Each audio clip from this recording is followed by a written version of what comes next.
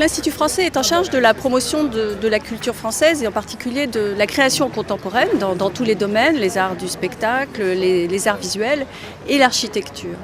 Alors c'est certainement à l'occasion de grands rendez-vous internationaux comme celui de Venise que l'on peut le mieux mettre en valeur aussi bien l'apport, la réflexion et la créativité des architectes français que de aussi approfondir les grandes questions que pose l'architecture, l'urbanisme, le paysage aujourd'hui.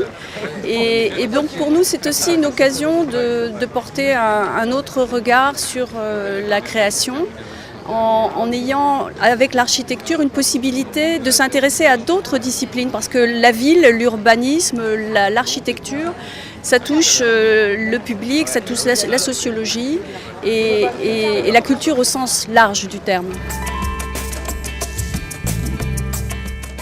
L'architecture, c'est au cœur de la création, au cœur de la culture.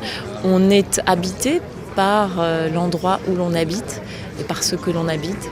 Et c'est évidemment une matière de construire notre ville, mais aussi notre vie.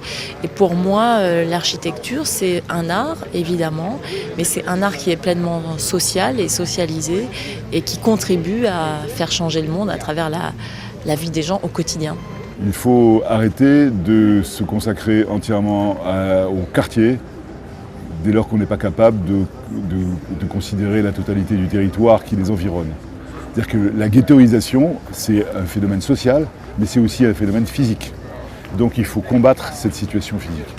Dès qu'on s'occupe des lieux, ça va mieux. Au sein de ces territoires, il y a des richesses profondes, des richesses humaines évidemment, des gens qui y vivent et qui sont attachés, des lieux qui sont absolument intéressants aussi d'un point de vue architectural et urbanistique, et qu'on peut projeter sur ces territoires des perspectives d'évolution passionnantes. On a voulu que les gens rentrent, qu'ils s'approchent et d'un coup de faire parler ce territoire, parce que le territoire il appartient aux gens et c'est tout le discours d'Yves Lion de l'appartenance de ce territoire aux gens, et donc il fallait qu'elle transmette quelque chose et qu'elle transmette aux visiteurs ce qu'elle contienne.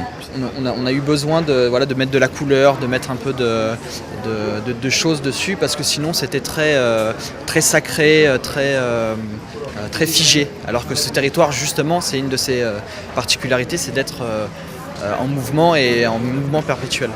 Le choix d'intégrer des étudiants, il est totalement cohérent avec la priorité que moi je souhaite donner à la jeunesse, à la transmission. Et donc c'est une très belle idée d'Yves Lion qui a voulu pour la première fois faire travailler les étudiants sur le pavillon lui-même.